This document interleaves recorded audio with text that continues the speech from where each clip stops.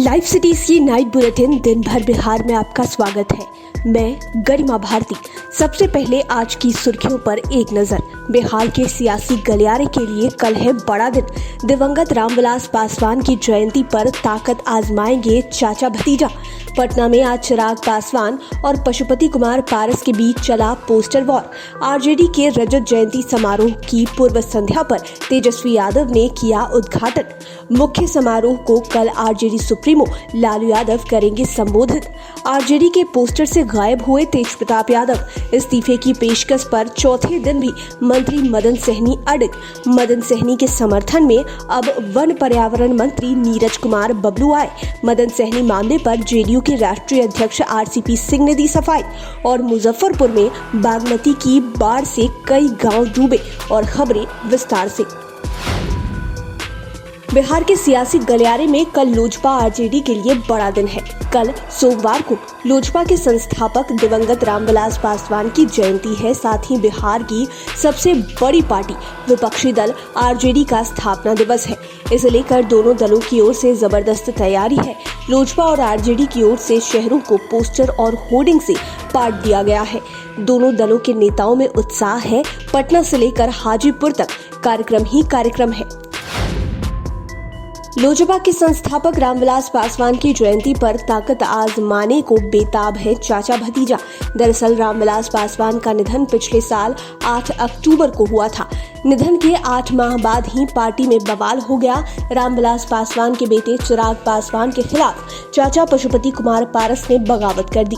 दोनों में सिर फुटौल हो रहा है। दोनों गुट रामविलास पासवान की जयंती पर ताकत दिखाएंगे। चिराग पासवान अपने पिता की कर्मभूमि हाजीपुर से आशीर्वाद यात्रा निकालेंगे तो पशुपति कुमार पारस पटना में भोज के बहाने अपनी शक्ति का प्रदर्शन करेंगे।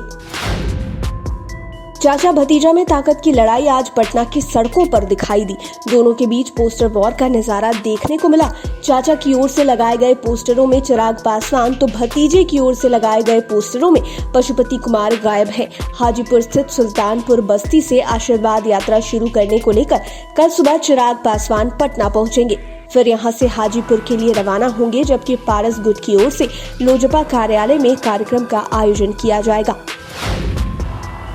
आरजेडी का कल यानी कि सोमवार को रजत जयंती समारोह है। पूर्व संध्या पर आज इसका उद्घाटन नेता प्रतिपक्ष तेजस्वी यादव ने किया।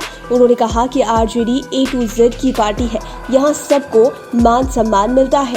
ये पूरे मानवयोग से पार्टी को जन जन तक पहुँचाने में लगे हैं। पार्टी को मजबूत करें। कार्यकर्ता अपने कार्यक्षेत्र को बढ़ाएं। अपनी और पार्टी की पहचान को जनता के बीच स्थापित करें।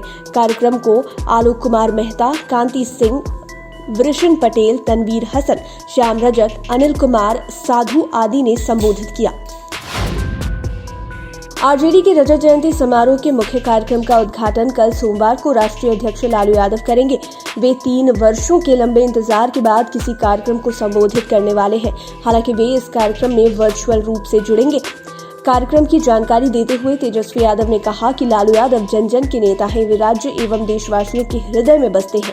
वे गरीबों, पीड़ितों और अभिवंचितों की आवाज है। इन वर्गों के अधिकार की रक्षा के लिए उनका जीवन समर्पित है। आप सभी लोग उनके विचारों को समझें और समाज के सभी वर्ग तबके के उत्थान के लिए संघर्ष करें।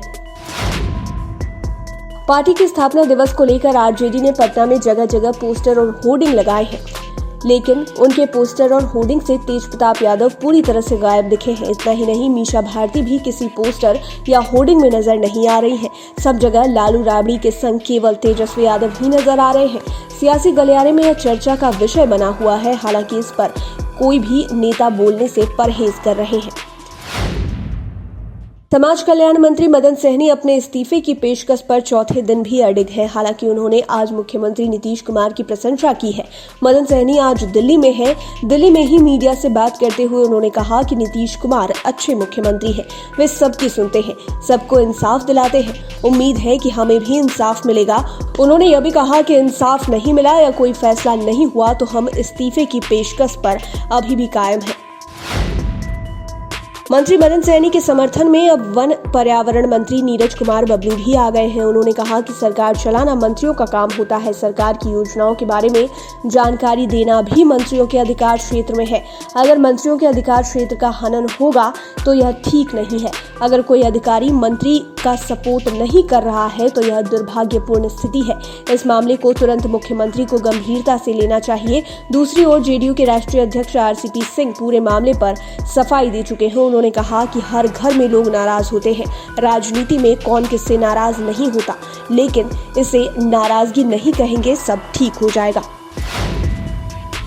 बिहार में 6 जुलाई तक अनलॉक 3 लागू है। इसके साथ ही अनलॉक 4 की भी तैयारियां चल रही है, लेकिन जंगलों में जानवर भी अब तेजी से अनलॉक हो रहे हैं। कभी बाघिन भटक कर जंगल से बाहर आ रही है तो कभी बाघ रिहायशी इलाकों में टहलने के लिए निकल जा रहा है। ताजा मामला गजराज का है। आज नेपाल के जंगल में भटक रहे एक हाथी बिहार के रिहायशी इलाके में घुस आया। उसे सीतामढ़ी जिले के जुरियाही गाँव के सरेह में जंगली हाथी को घूमते देख लोगों में दहशत है। बाद में हाथी फिर जंगल की तरफ भागा तो लोगों ने राहत की सांस ली। मुजफ्फरपुर में बागमती नदी ने रौद्र रूप अपना लिया है। वह खतरे के निशान से करीब 2 मीटर ऊपर बह रही है। कई इलाके बाढ़ के पानी से जलमग्न हो गए हैं। निचले इलाके के गांवों में पानी तेजी से फैल रहा है।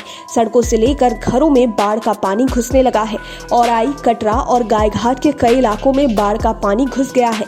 इसके अलावा गंडक, बूढ़ी गंडक समेत अन्य नदियां भी उफान पर है। कई इलाकों में तो बाढ़ की तेज धारा में घर भी समा गए हैं। इससे लोग एनएच के किनारे रहने को विवश हो गए हैं। लाइव सिटीज की नाइट बुलेटिन में फिलहाल इतना ही। खबरों की दुनिया में बने रहने के लिए हमारे चैनल को सब्सक्राइब करें।